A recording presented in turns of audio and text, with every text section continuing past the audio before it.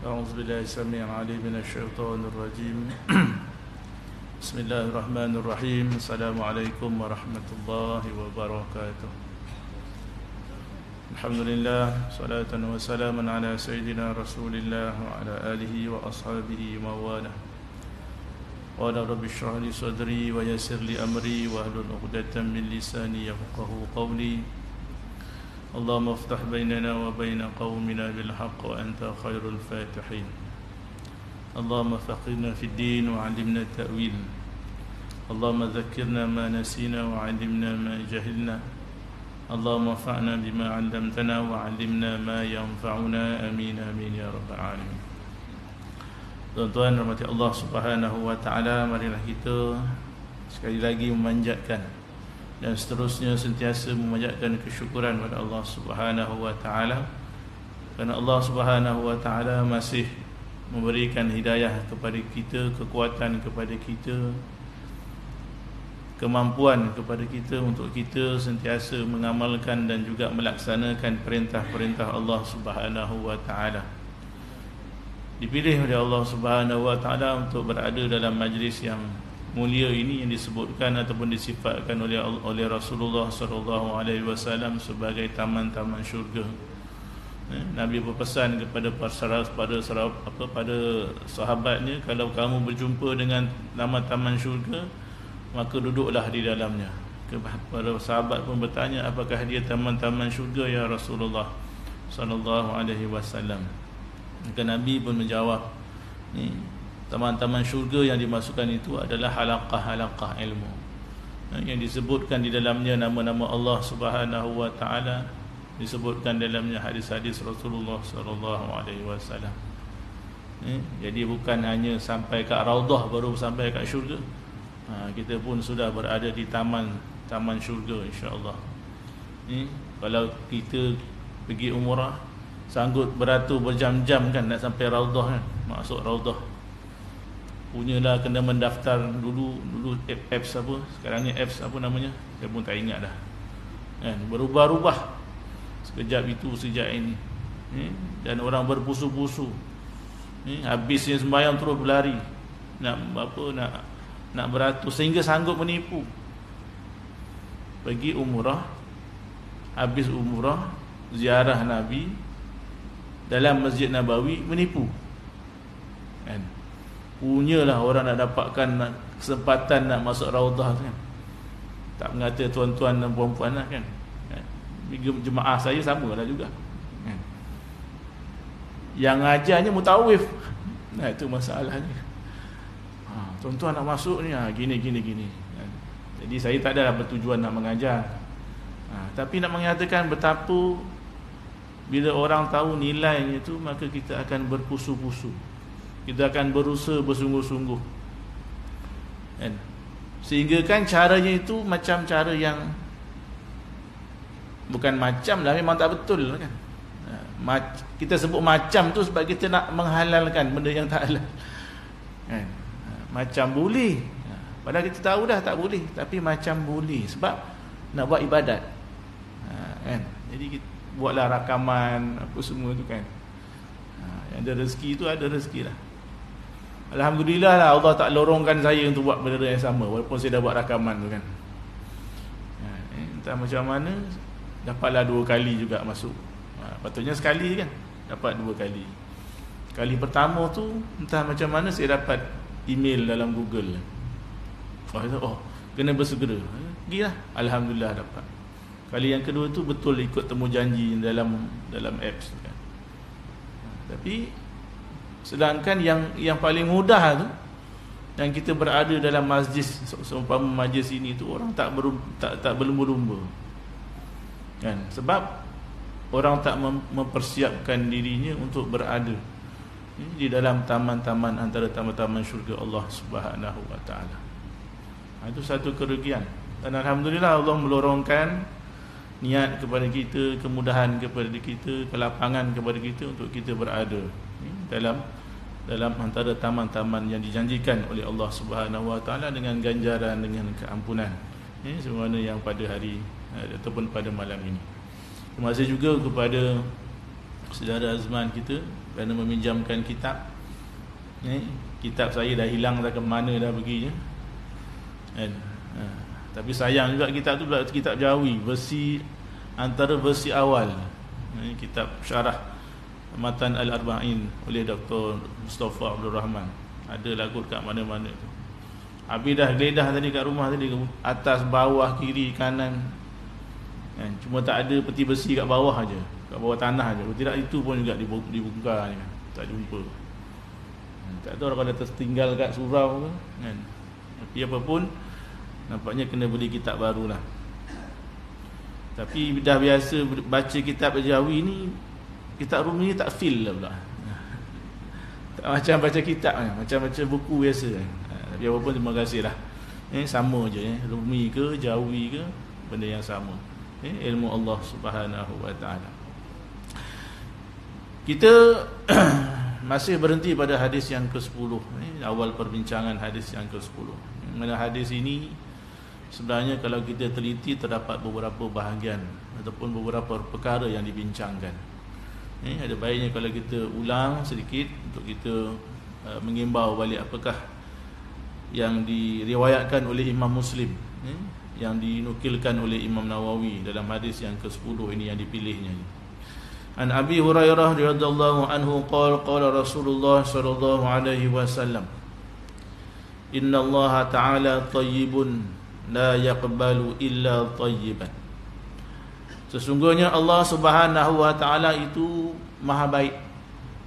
La yaqbalu illa tayyiban, dan dia tidak menerima kecuali benda-benda yang baik. Wa inna Allaha amara al-mu'minina bima amara bihil mursalin, dan sesungguhnya Allah Subhanahu wa ta'ala telah memerintahkan kepada orang yang beriman bima amara bihil mursalin, dengan apa yang telah diperintahkan kepada rasul-rasulnya yang terdahulu. Faqala ta'ala, maka firman Allah Subhanahu wa ta'ala, Ya ayyuhar rusul kulu minat tayyibati wa'malu salihah. Wahai para rasul, kulu minat tayyibat, makanlah oleh kamu daripada perkara-perkara yang baik, wa'malu salihah, dan beramallah kamu dengan perkara-perkara yang soleh. Beramallah dengan amal yang soleh. Wa qala ta'ala, dan dalam firman-Nya yang lain, ya ayyuhalladzina amanu kulu min tayyibati ma razaqnakum.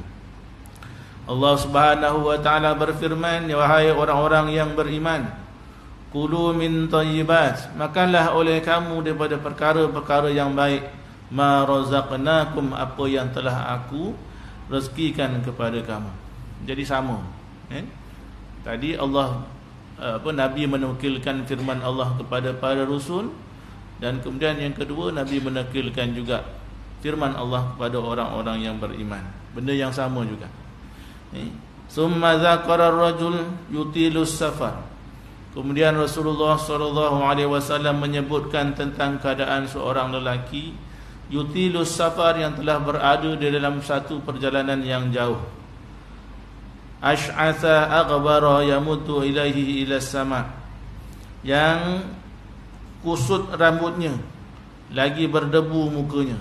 Ini dalam perjalanan yang jauh. Tuan-tuan janganlah bayangkan perjalanan antara Mekah dan Madinah sekarang ni pakai bullet train tu.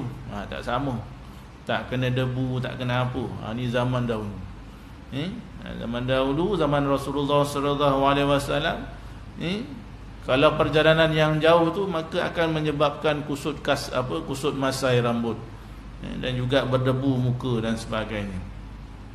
Yamuddu yadaihi ila sama, dan lelaki ini yang digambarkan sedang berada dalam perjalanan yang jauh ini, yamuddu yadaihi ila sama, menadahkan tangannya ke langit seraya berdoa, ya Rabb, ya Rabb, memohon kepada Allah Subhanahu wa ta'ala akan hajatnya. Apa hajatnya? Wallahu a'lam. Tapi memang kita sebagai manusia, apabila kita berada dalam kesempitan, dah tak ada jalan, maka kita akan kembali kepada Allah Subhanahu wa ta'ala. Dan pada masa itulah kita akan berdoa dengan bersungguh-sungguh, dengan tekun dan sebagainya, ya Rabb, ya Rabb. Ya Allah, ya Allah, ya Tuhan, ya Tuhan. Hatta digambarkan pun di dalam Al-Quran. Akhirnya Fir'aun apabila dia hampir tenggelam, dah tak ada cara dah, maka akhirnya dia kembali kepada Allah Subhanahu wa taala. Walaupun pada masa itu taubatnya tidak lagi diterima. Itu memang naluri manusia. Kan? Naluri dan fitrah manusia. Sebenarnya kita ni memang kita mengakui bahawa di sana ada Tuhan, cuma kadang-kadang kerana ego manusia, kerana jawatan manusia, kerana pangkat manusia, keturunan manusia, dia menjadi sombong kepada Allah Subhanahu wa taala. Dan dia meletakkan segala pangkat pejawatan itu sebagai sesuatu yang sangat didambakan, sangat diutamakan, sehingga kan kadang-kadang dia melupakan bahawa di sana ada Allah Subhanahu wa taala. Maka dalam hadis ini Rasulullah SAW menggambarkan lelaki berkenaan yang berada dalam perjalanan yang jauh. Macam kita lah, kan? Kita sekarang berada dalam perjalanan menuju Allah Subhanahu wa taala, kan? Cuma tak adalah kita naik unta dan sebagainya, tapi ini adalah perjalanan. Hidup ini adalah perjalanan, suatu safar. Kerana dunia tempat apa tu dunia tu punya lupalah pula. Dunia tempat meninggal, bukan tempat tinggal. Sebab dunia ni adalah tempat meninggal, tempat yang mana kita memang akan tinggalkan. Kalau Opik tu dia kata apa?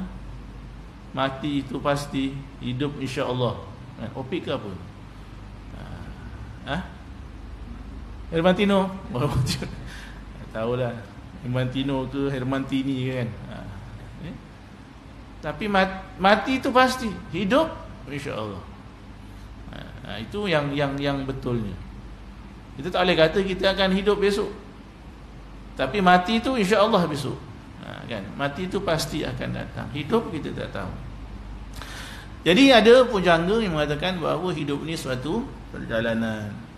Ulama mengatakan hidup ni satu perjalanan, sebab kita menuju ke negeri yang kekal abadi, negeri akhirat.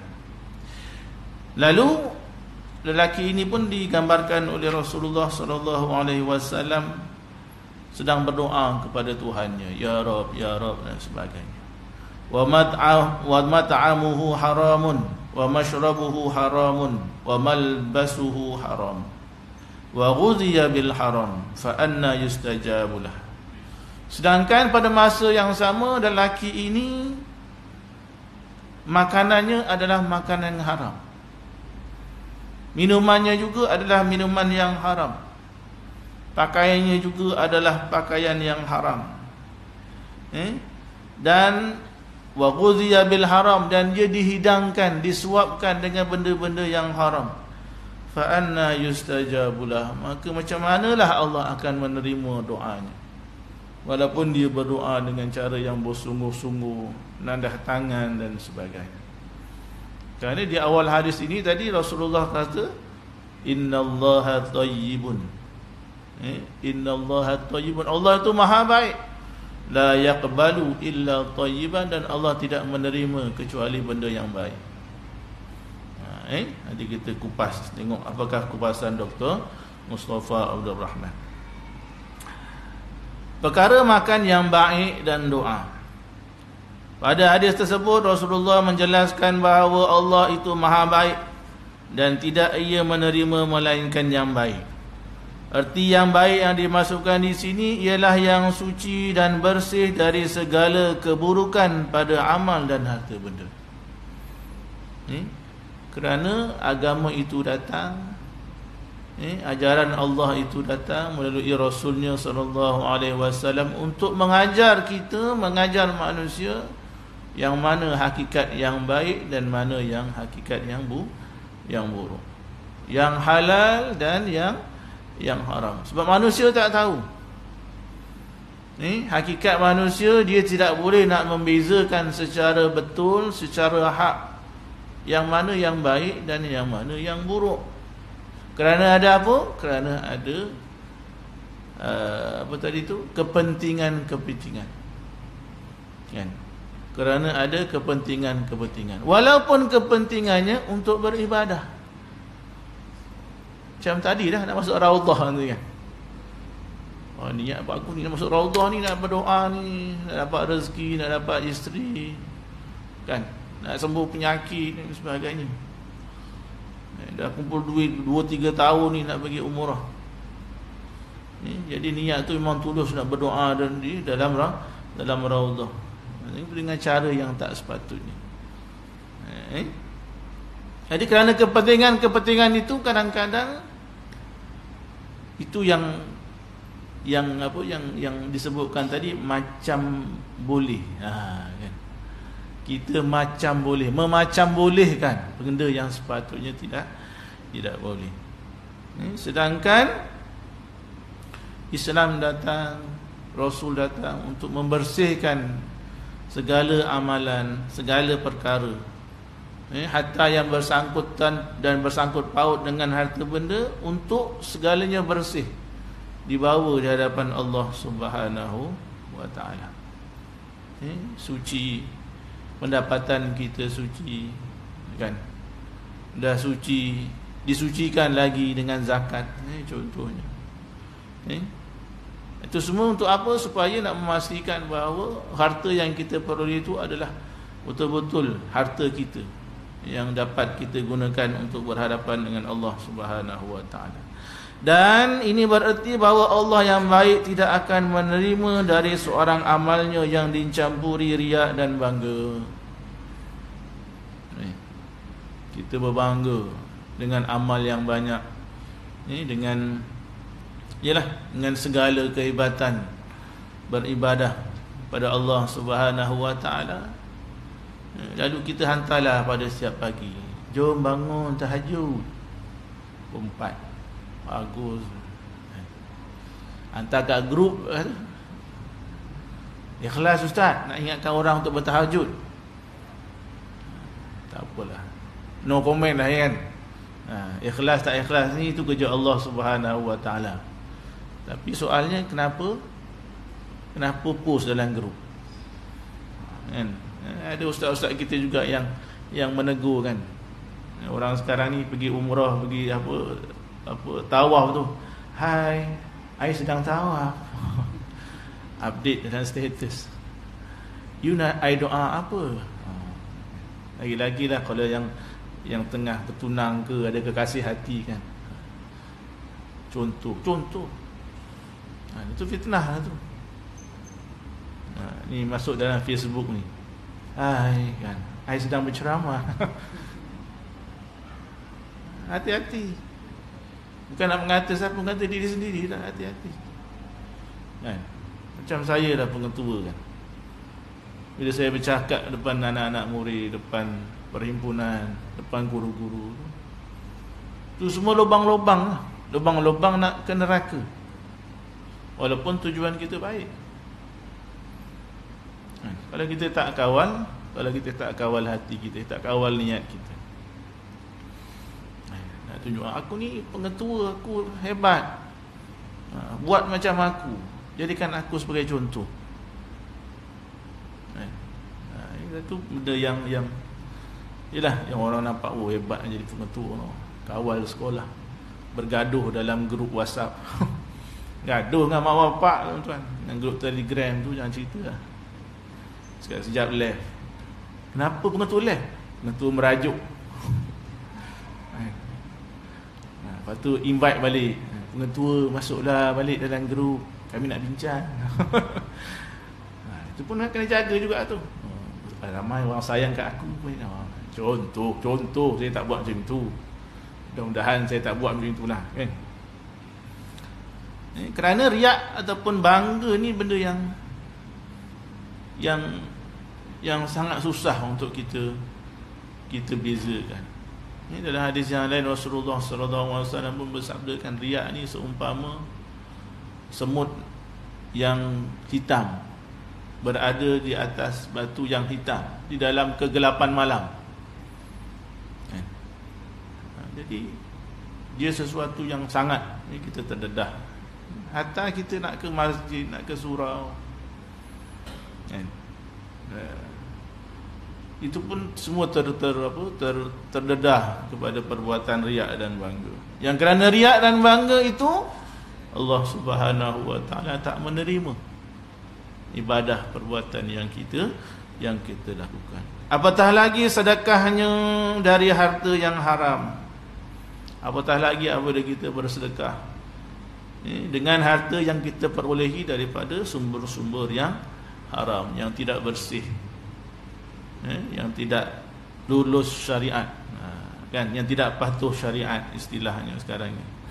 Kerana sifat yang mengotorkannya, kerana sifat yang mengotorkan amal dan sedekah bukannya dari suatu yang baik, malahan dari yang buruk, dan Allah tidak menerima suatu yang buruk walaupun kelihatan pada zahirnya baik. Kerana itu adalah nature Allah Subhanahu wa taala. Allah tak terima perkara-perkara yang sebenarnya itu kotor untuk dipersembahkan kepada Allah Subhanahu wa taala. Jadi imam contohnya kan, ataupun jadi Bilal, berebut nak jadi imam, jadi Bilal, supaya apa? Supaya orang dengar suara aku yang sedap ni. Walaupun memang sedap lah kan, tak apalah. Tapi itu mengotorkan amalan. Walaupun kita nampak baguslah kan, datang awal nak azan dan sebagainya. Lepas tu syirik ataupun riak ni dikategorikan sebagai syirik kecil yang susah untuk kita terlepas daripadanya. Kecuali apa? Kecuali kita benar-benar bermujahadah pada Allah Subhanahu wa taala. Beristighfar, sentiasa beristighfar kepada Allah Subhanahu wa taala. Pada setiap keadaan. Hatta kepada kadang-kadang secara sengaja ke tak sengaja ke, riak pada diri sendiri, ujub, merasa ujub.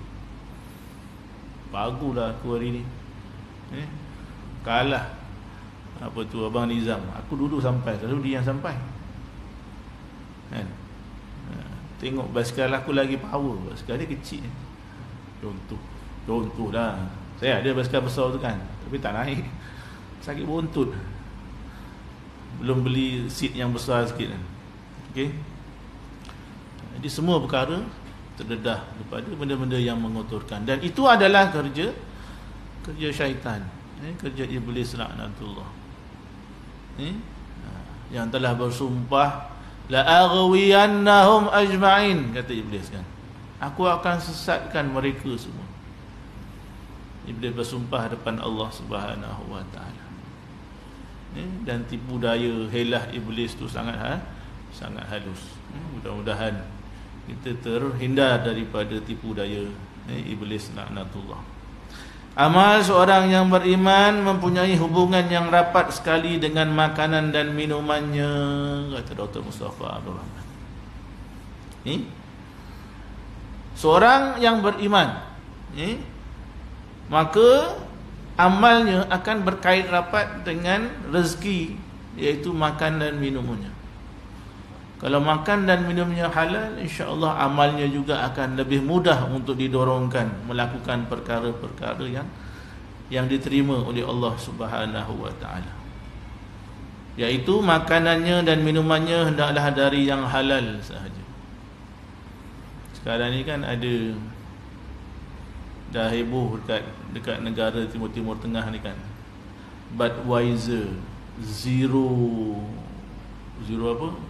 alkohol. Budweiser, apa lagi yang saya baca, Budweiser je lah.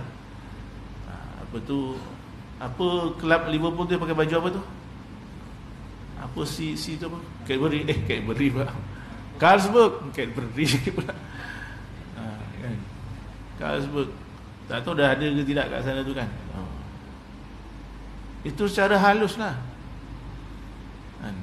Perasan tak apa tu minum yang terkenal kat sana tu, apa yang kita minum dulu sebelum ada Budweiser zero alcohol ni, apa Spritzer, Barbican, Spritzer barbican, ada lagi apa beberapa jenama tu kan. Kenapa direka bentuknya sama? Kan? Kenapa direka bentuknya sama? Bentuk lain tak boleh tu. Bentuk air mineral ke, air spritzer ke, dia sebiji macam botol bir. Ini memang antara jarum-jarum syaitan lah. Kan, supaya akhirnya generasi kita bila nampak jenama-jenama yang haram ni, dia akan lembut hati. Oh, halal kot kan. Alkohol 1%. Oh, 1% je, okey kan. Ni alkohol, bukan alkohol tu, alkohol tiruan yang dimasukkan dalam tu. Akhirnya akan jadi itulah kot. Kan? Sedangkan kullu muskirin kan, setiap daripada yang memabukkan, kata Rasulullah sallallahu alaihi wasallam, tu dia adalah haram. Dan perkara yang membuatkan minuman tu menjadi muskir tu adalah dikenal pasti sebagai alkohol. Tak apalah, malah nak kupas lanjut nanti kena tangkap JAKIM. Kan takut kena tangkap JAKIM, takut tersalah sebut kan. Okey. Itu adalah semuanya jarum-jarum yang bertujuan supaya kita tidak lagi sensitif dengan makanan dan minuman kita. Dan hadis ni Nabi kata fa anna yustajabulah. Beria kita sembahyang hajat, beria kita menadah tangan munajat kepada Allah Subhanahu Wa Taala. Kita mengadu, kenapalah Allah tak jawab doa aku. Sedangkan kita sendiri tidak peka dengan apa yang kita makan dan apa yang kita minum. So nak selamat, minum air putih je lah minum air putih, jangan makan kat luar. Ayam sembelih sendiri. Lepas ni surah An-Nur akan buat rumah sembelihan. Saya nak pencin ni, saya boleh saya boleh jadi tukang sembelih. Kalau yakinlah dengan sembelihan saya kan. Dari darah daging dah lama dah kan korban. Tak yakin lagi, tak tahu lah. Okay. Kerana bermula dari makan dan minum, maka dia akan mempengaruhi amal yang kita lakukan. Yang halal menurut pandangan syarak adalah yang baik walaupun tidak lazat rasanya. Yang halal adalah makanan yang baik walaupun tak lazat, tak sedap. Sibuk sekarang ni, apa yang viral hari tu pasal apa tu, ayam klepot. Ayam klepot yang dekat Tering Jaya yang katanya dimasak oleh orang Muslim kan. Mula-mulanya bila viral tu, kena pergi ni, kena try ni. Alhamdulillah lah ada yang review dia punya viral tu kan. Tidak, saya pun pergi juga. Pakai rice wine. Sebab apa? Untuk sedap. Untuk sedap. Kita pun dah tahu kan tulisan Cina. Itulah. Bagus juga ni hantar anak kita sekolah Cina kan. Baguslah, aman dia hantar anak sekolah Cina. Tapi tak tahu dah dia boleh cakap Cina ke tidak. Dia itulah. Ini setakat ini saya boleh. Sanse saya boleh. Itu tak payah sebut pergi sekolah Cina. Kan? Share ke, puyong kecil ke, itu biasa mainan. Cara kita nak menipu Cina gitu. Taklah menipu, maksud saya dapat harga best sikit kan. Saya pergi kedai Arab baru ni, kedai Suria, kedai borong Suria. Oh, nak maklumkan saya boleh dapat harga beras Suria RM8 1 kilo. So siapa nak beli, beli dengan saya lah. Tapi nanti saya up lah sikit 50 sen. Upah. Kalau tak dapat, dia RM9 lebih. Jadi kita bohong lah sikit. Bohong sikit, cakap Arab sikit, konon-konon dah lah. Dapat RM8. Ya Allah, masih. Okey dah tu. Baik, jadi menurut pandangan syarak yang baik walaupun tidak lazat, itu adalah lebih utama. Inilah yang ditunjukkan Rasulullah pada hadis tersebut dengan sabdanya yang menyatakan bahawa Allah memerintahkan orang-orang yang beriman sebagaimana ia memerintahkan pada sekalian rasul. Ya ayyuhar rusul kulu minat thayyibat wa'malu shalihan. Surah Al-Mu'minun ayat 51. Wahai para rasul, wahai para sekalian utusan Allah, makanlah daripada yang baik-baik sahaja. Wa'malu shalihan, dan beramallah kamu dengan amal-amal yang baik, amal-amal yang soleh. Dan dalam surah Al-Baqarah ayat 172 yang Nabi juga sebut dalam hadis berkenaan, ya ayyuhalladzina amanu kulu min thayyibati ma razaqnakum. Itu perintah. So tak ada beza perintah Allah dengan para rasul, dengan para nabi, dengan perintah Allah kepada kita orang-orang yang beriman. Tidak ada beza, tidak ada double standard. Apa yang halal bagi mereka, maka halallah bagi kita. Dan apa yang haram bagi mereka, maka haramlah bagi kita. Sebab kerana Islam tidak membezakan antara orang-orang yang beriman. Yang membezakan hanya kadar takwa. Inna akramakum indallahi atqakum.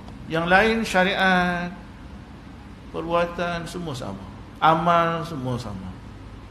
Yang membezakan hanya sama ada kita lebih bertakwa ataupun tidak. Dan itu bukan tugas manusia, bukan tugas kita, bukan tugas Pak Imam, bukan tugas pengerusi surau, bukan tugas Bilal nak katakan dia lebih bertakwa daripada awak. Bukan tugas para ustaz dan ustazah, bukan tugas para ulama. It's not that. Itu tugas Allah Subhanahu wa taala. Kerana yang menilainya hanya Allah, yang boleh menilai hanya Allah. Sebab itu kita jangan sekali-kali merendahkan orang lain dengan penampakan ataupun perawakannya. Kita tak tahu. Dan bukan tugas kita juga untuk melabelkan seseorang dengan gelaran-gelaran yang melangit. Kita terlalu hormat pada seorang sampaikan apa sahaja yang dia buat tu betul semua tu. Waliullah tu. Kita kenal wali tak wali pun, kita memanglah wali kan, wali anak kita, itu je lah. Tapi apa yang kita bagi gelaran kepada orang sebagai waliullah tu satu benda yang ya dah baguslah nak muliakan, tapi sampai yang itu questionable lah. Kalau saya questionable lah. Mungkin sebab ilmu saya tak tinggi, tak boleh melihat pada jauh dalam hati manusia tu, dia ni wali ni. Sebab kita tak tahu darjat seseorang di hadapan Allah Subhanahu wa taala, bukan kerja kita. Itu kerja Allah Subhanahu wa taala. Apa yang boleh kita buat? Kita buat yang terbaik. Kita jaga diri kita sendiri, sesuai dengan syariat, perintah dan larangan Allah Subhanahu wa taala. Dua ayat ini menjelaskan bahawa sekalian rasul dan umat disuruh makan akan makanan yang baik-baik, iaitu yang halal, yang direzekikan kepada mereka. Makan hanya makan yang halal sahaja. Sama ada halal diperolehi ataupun memang zatnya itu sebagai makanan dan minuman yang halal. Kerana makanan yang halal menjadi syarat utama bagi kesucian amal yang akan diterima oleh Allah Subhanahu wa taala. Fa anna yustajabulah, kata Nabi. Nak terima macam mana kalau makannya haram, pakaiannya haram? Semuanya daripada bersumberkan benda-benda yang tidak sepatutnya, yang tidak baik, yang tidak diperolehi dengan cara yang betul dan sebagainya.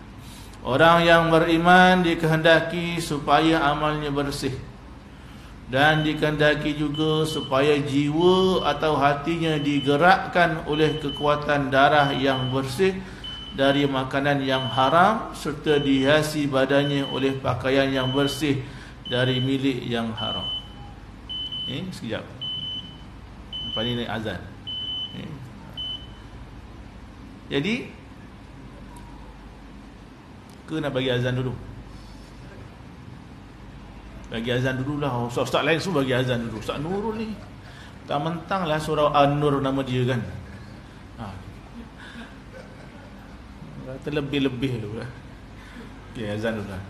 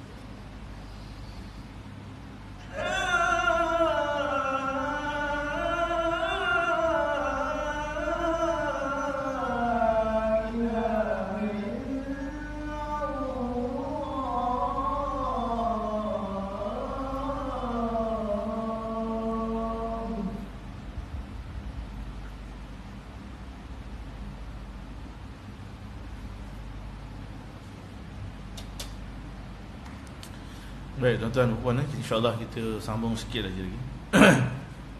Sebab kita masih lagi membicarakan tentang keperluan orang yang beriman ini supaya untuk memastikan amalnya bersih, dan dikehendaki juga supaya jiwa dan hatinya digerakkan oleh kekuatan darah yang bersih dari makanan yang haram, serta dihiasi badannya oleh pakaian yang bersih dari milik yang haram. Kerana itu adalah tanggungjawab, kefarduan, tugas yang bukan sahaja diperintahkan kepada para rasul tetapi juga kepada orang yang beriman. Kalau kita mengakulah kita orang yang beriman, maka tugas kita antaranya selain untuk kita beribadah kepada Allah Subhanahu wa taala, untuk memastikan apa yang ada kaitan dengan kita semuanya adalah daripada benda-benda yang bersih, jauh daripada syubhat, jauh daripada perkara-perkara yang boleh memudaratkan diri kita sendiri. Apatah lagi benda-benda yang boleh, yang memang ada keraguan, supaya kita kena bersihkan. Tujuannya untuk apa? Supaya amalan, perbuatan yang kita lakukan diterima oleh Allah Subhanahu wa taala. Doa yang kita pohonkan, kita panjatkan tu diterima oleh Allah Subhanahu wa taala. Kullu lahmin nabata min haram fannaru aula bihi, kata Rasulullah sallallahu alaihi wasallam. Setiap daripada daging yang tumbuh daripada perkara yang haram, fannaru aula bihi, kata Rasulullah, maka neraka adalah lebih utama. Ni benda yang kita kena, bukan sahaja kita kena hati-hati, tetapi kita kena didik anak-anak kita. Kita kena didik jiran tetangga kita, kita kena didik anak-anak buah kita, adik-beradik kita. Benda yang semakin orang ambil sambil lewa, tak kira lah budak sekolah agama ke tak sekolah agama, sama je. Zaman kita dulu pun ada juga, tahu-tahu makanan kita hilang kat loker kan. Kita nampak ni ada bekas keropok ni, alah nanti aku minta halal lah. Tak apa, aku pinjam. Istilah budak sekarang pinjam kan. Bila kita tanya, baru ni saya tangkap budak seorang, dia pakai baju kawan ni, nama kita dah kenal lah budak tu, nama siapa ni, kita siap pilih nama kau bertukar ni, kata kau jadi ada bapak lain ke? Alah pinjam ustaz. Pinjam. Lepas tu lepas pinjam tu dia letaklah kat mana-mana. Tu yang berlonggok pakaian tak dituntut tu dekat asrama tu, dah mak bapak bising gaduh tu dalam Telegram tu, yang merajuk orang tua tu. Bukan saya lah, contoh. Dah kita dah nak kata apalah usaha kita nak buat tu. Mak bapak tu serang. Apa sekolah buat ni, anak saya spender hilang pun tak ada cari. Aduh. Nasib baiklah tuan-tuan tak ada cikgu sekolah asrama ni. Dia kalau rasa nak dapat pahala lebih, carilah juga kerja tu. Boleh abadi. Tapi itu istilah sekarang ni. Tak payahlah ni, anak kita sendiri kan. Tahu-tahu barang kita hilang, mana pergi. Ini bukan cakap pasal kitab ni lah kan, walaupun tak jumpa ni kan. Tahu-tahu tanya dalam grup, abah saya ambil minggu lepas, petuah punya anak, dia kata. Cakap lah nak ambil tu, kita nak pakai tu, hilang tak jumpa. Ni tadi beli lagi yang baru, tak tahu nanti kejap lagi tu hilang lagi lah tu. Jadi datang rumah kita, tengok benda cantik, pinjam. Tak apa, harta bapak aku kan. Yelah, harta bapak engkau, bukan kau yang beli. Itu kita kena ajar kan? Anak-anak kita juga, sesama adik-beradik, apatah lagi sama rakan-rakan kelas, sekolah dan sebagainya. Sebab benda tu semuanya akan berkaitan dengan yang halal, adapun yang haram. Walaupun nampak benda kecil, tak apalah ustaz, nanti raya minta maaf. Boleh ke minta maaf umum? Ke kita buat catatan kan, dalam handphone kita, hari ni aku ambil si Anu ni punya ni apa semua, nanti nak raya sebut satu-satu. Tak ada. Orang Jawa je ada. Sama juga, tak ada kan? Jaluk ngapura tu je lah yang diamalkannya. Tanya kau tak percaya, tanya mus tu je lah dia sebut tu, entah apa. Lupa tanah Singapura ngakai-ngakai. Apa punya duputan, wallahu alam. Kalau ada apa tu, ada ulama yang berpendapat tidak boleh melepaskan dosa kita kalau kita minta secara umum saja. Walaupun ada yang berpendapat boleh, kan? Tapi ada juga yang berpendapat yang lebih syadid, kata tak lepas, kena sebut. Mengumpat apa, kena sebut. Aku mengumpat kau hari ni. Aku kena minta maaf, kan? Tu belum sebut lagi dalam grup tu, kan? So hari ni dengan umum, dengan rasminya, saya minta maaf lah kepada Bilal Basri kita dan kepada semua penyokong-penyokong Manchester United yang kena bahan dalam grup tu, kan? Yelah, sekarang ni Manchester United teruk, kan? Baru menang itu, kan, dengan Copenhagen, 1-0. Alhamdulillah, menang juga, kan?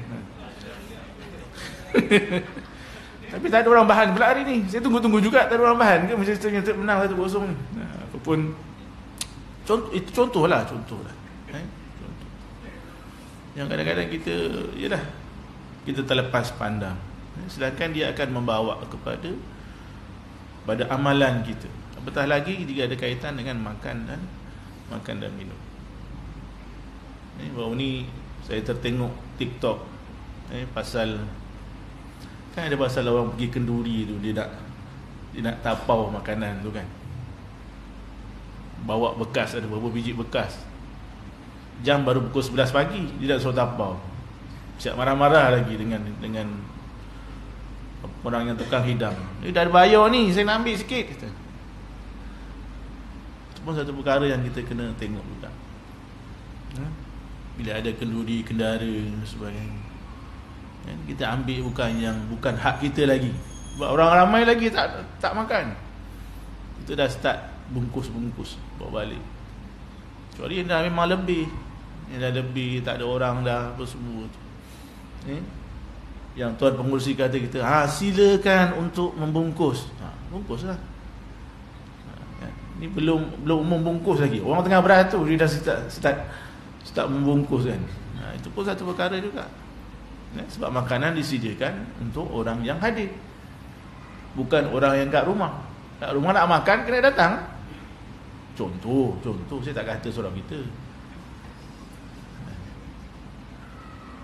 Itu benda yang kadang-kadang nampak lah kecil tu, susah, sama-sama duit derma, saya pun derma juga, kan. Saya pun tolong masak juga. Tapi kan derma kita dah jadi hak surau. Kecuali kita kata, Tuan Idris, saya derma RM10 ni, nanti saya nak dapat balik tau RM10 makanan. Itu lain lah. Tadi nak kena minta maaf juga dengan Tuan Idris kita ni.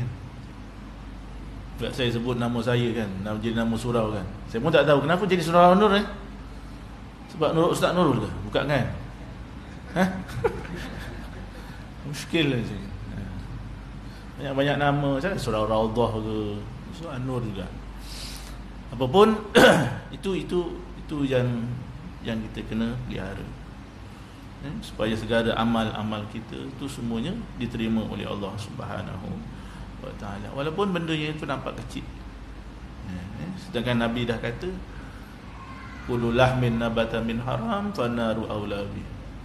Hebatlah macam mana kita beribadah pun, tapi kalau makan minum kita semuanya perkara yang haram, yang syubhat, maka lebih layak kita masuk ke dalam neraka daripada syurga Allah Subhanahu wa ta'ala. Wallahu a'lam. InsyaAllah tu hari Sabtu ni patut kuliah saja kan. Sabtu ke Ahad? Sabtu. Saya minta maaf lah saya tak dapat nak hadir. Ahad pun subuh. Tak ada dah dua-dua tu. Dua tak ada. Merajuk healing pergi Kuala Terengganu. Minta maaf. Jadi siapa-siapa yang nak kirim, setakat kirim lah, saya tak belikan. Itu saja. Baik daripada Allah Subhanahu Wa Taala. Salah dan silap dari kelemahan saya. Mudah-mudahan apa yang kita bincangkan ni memberikan faedah untuk kita benar-benar menjadi orang yang beriman, untuk kita benar-benar layak menjadi ataupun mendapat kasih sayang Allah Subhanahu Wa Taala. Kita tutup dengan tasbih kafarah dan suratul Asr. Bismillahirrahmanirrahim. Wal 'asr innal insana lafi khusr illa alladhina amanu wa 'amilus solihati wa tawassaw bil haqq wa tawassaw bis sabr. Subhanakallahumma wa bihamdika asyhadu an la ilaha illa anta astaghfiruka wa atubu ilaik. Billahi taufiq. Assalamualaikum warahmatullahi wabarakatuh.